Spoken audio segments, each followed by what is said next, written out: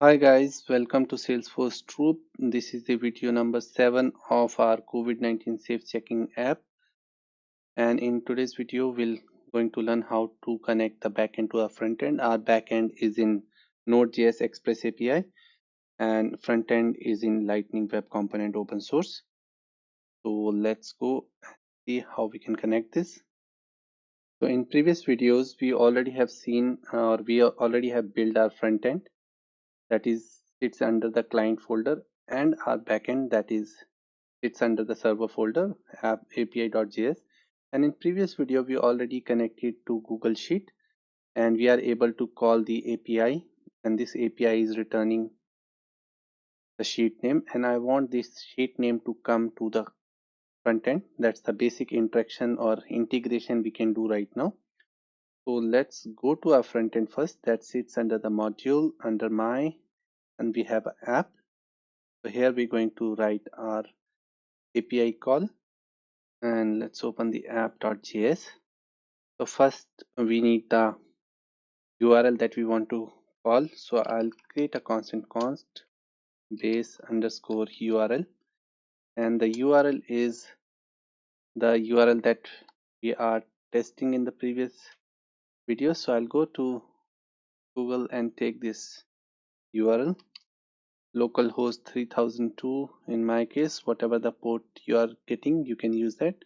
And this was the API that we were calling. So now we are going to call this API from our front end, and right now I can do is I'll just call this API on load of the page. And for that what I can do is I'll use the connected callback hook on load hook, that is connected callback. This is a method provided by default with LWC, and on load of the page this method gets called up, and I'll say this dot fetch data, and I'll create this method outside fetch data, and here we're going to use the fetch API of JavaScript which take the URL. So URL is nothing, in our case it's base URL, and once it will return the promise, and the promise we can store in the we can catch using the then block. And fetch API always returns the binary stream, so we have to convert that binary stream into the JSON. So we are just converting that response to JSON. I'm using an arrow function here, and whenever a then returns something, it's again a promise. So once this binary stream gets converted into the JSON, I'll say then again catch the result, and we'll console that result.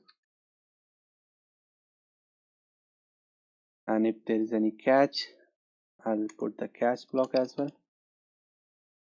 and if any error, we'll console that error.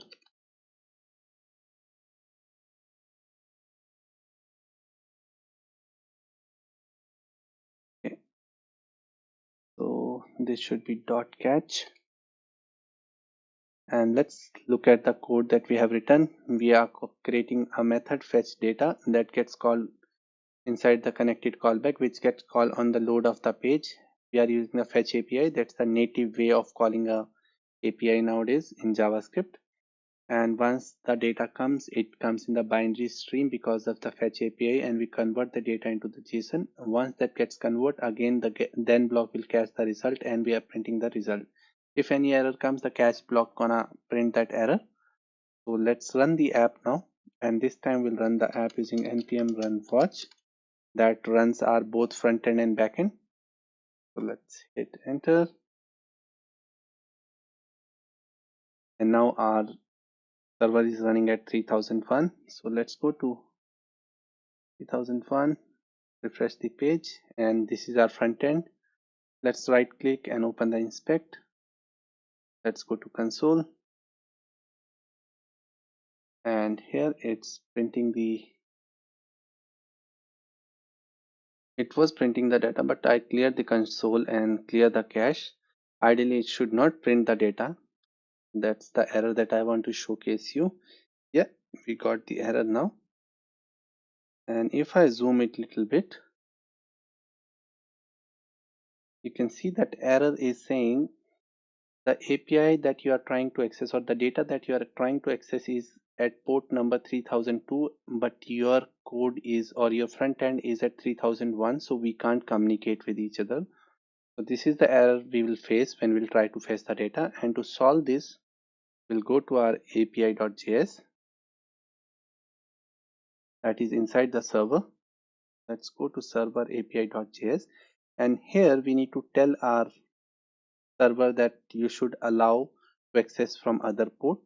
And to do that, we'll create another middleware here, and middleware we always use with app.use.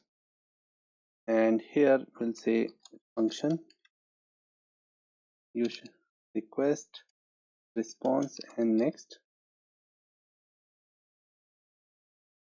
And inside this, we'll add some headers.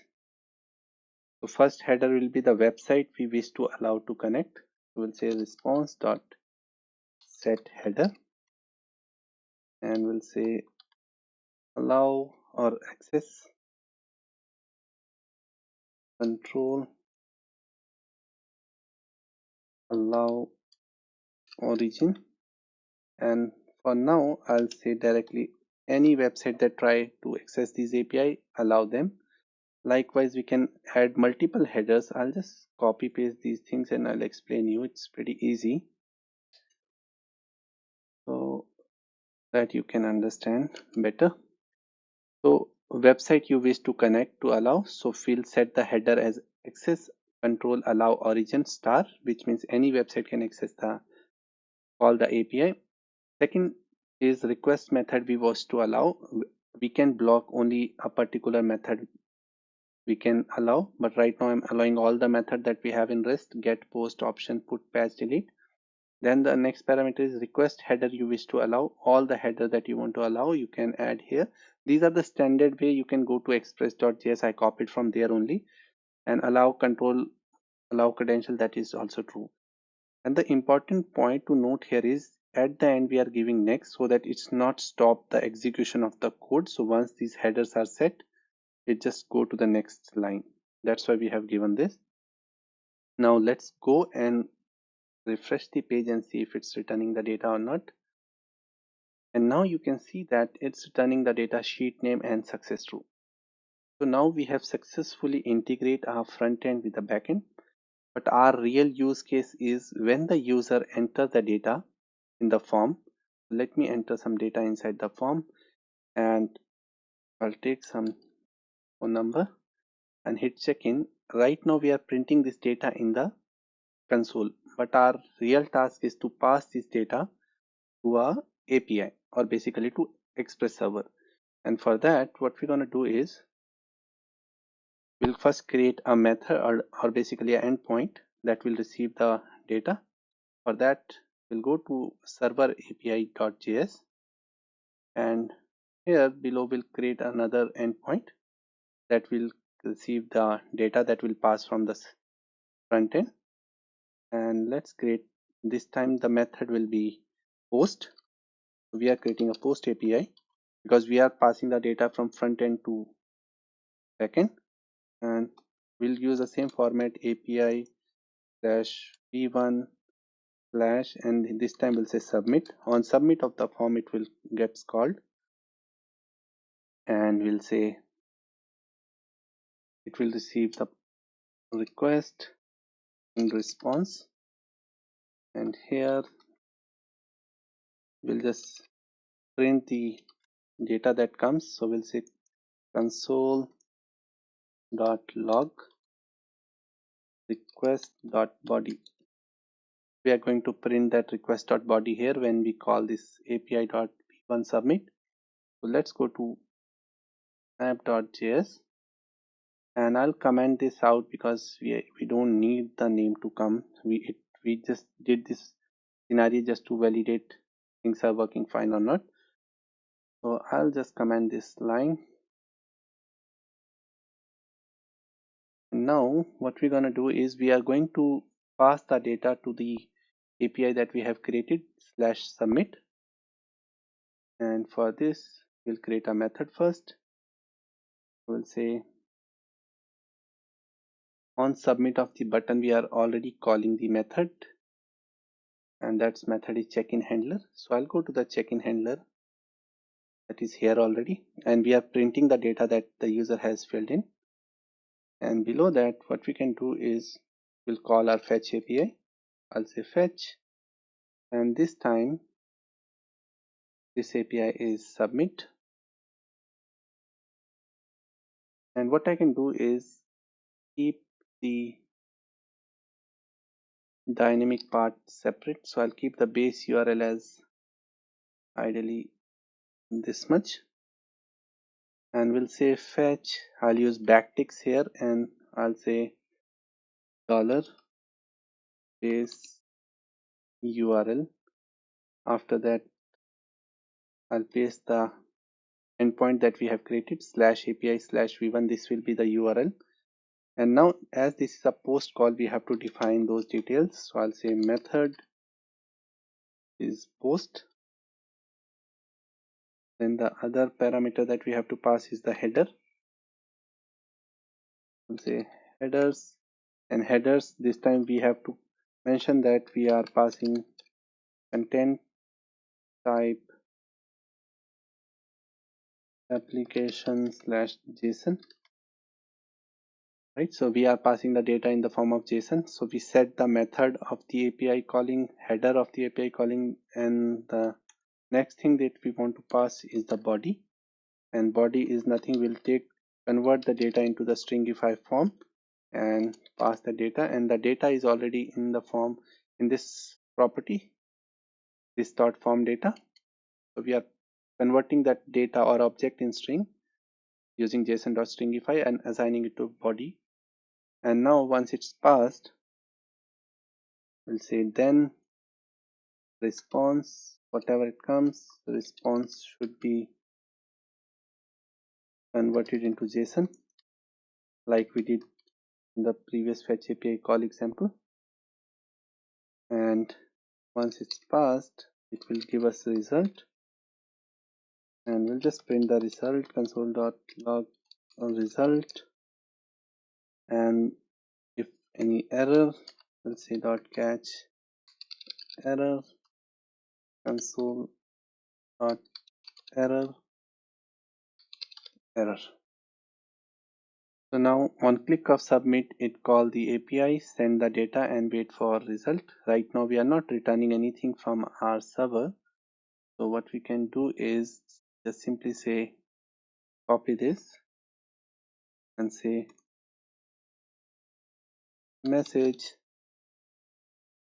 data received successfully. So right now we are sending the data and API receive the data, but to API or our Express server to know, we should able to understand JSON. So before receiving that, we have to add a middleware that tells or that helps Express server to receive the data in the form of JSON. So we'll add one more property, or basically a middleware here, using app.use, and we'll say express.json you use. So whenever the data come, it will be in the JSON form. And the another one will say app.use express.url encoded, and this is extended. So these two middleware we have to add before sending the data in the form of JSON. So now these middleware make sure the data comes in the JSON form understand by the APIs. And now let's stop the server quickly and run it again. So I clear it out, npm run watch, and now our server is running. Let's go to front end, let's refresh the page, and let's enter the data, and let's hit check-in. Now you see it immediately print message data received successfully, success true. It means it hit the API to get the data. Let's go to the VS Code console and see whether it print the data yes, it print the data, so it means it received the data that we are passing. So now our next job is, now we are successfully able to pass the data to API. Now our next job is to pass this data to our Excel sheet. And for that, what we're going to do is we're going to create some headers so that the mapping will happen automatically. And for that, what we're going to do is we'll add some header here. The first header, I'll say it will be a name, then I'll say email, then I'll say mobile. These three things we are capturing, and I can zoom it this little bit. So these three things anyhow we are capturing at front end. Apart from that, we need to add some more headers that will add on the fly, like date, and I want time as well, because if we are monitoring a person, we should know at what date and what time he was in the store or in the place. And we can a little bit hold it or add some colors, background, anything that you want. So this is our form now, and what we want is when we pass these details, it should able to pre-pop or populate here.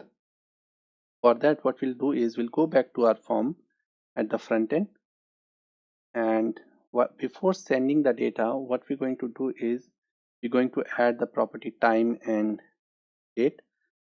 So here what I can do is I'll say this dot form data equal to whatever is inside the form data. I'll just spread that out. This dot form data, and I'll add two more properties here. I'll add date, that will be new date. Always it takes the latest timestamp, the time the user checked in, and will convert into the to locale date string. Call this, and another property that we want to pass is time, and this will be new date dot to locale time string. So we are adding these two properties, and we can put the console after this so that we get to know in which format the date and time is going. I can it, or we can add this in the code so that you understand this is basically a property name. And now I'll put the console. So once it reach to the API, now we want this API should able to call this method access spreadsheet. And for that, what we can do is we'll call this method from inside the submit method,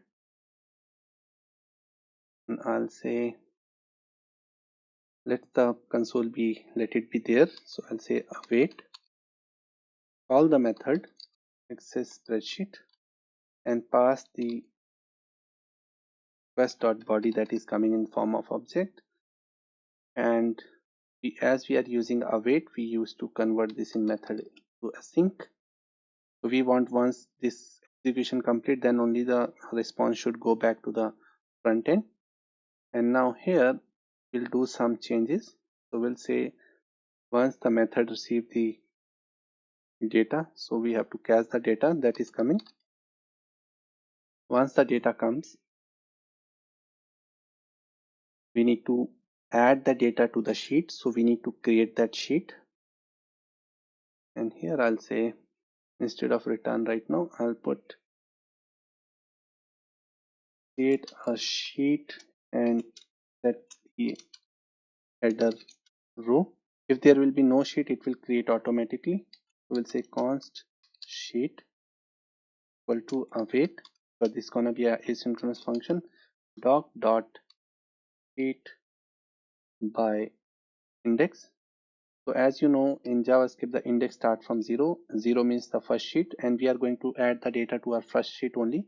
If I go to the sheet, you can see this is the sheet 1, but the index is 0. So that's why I have given the index 0.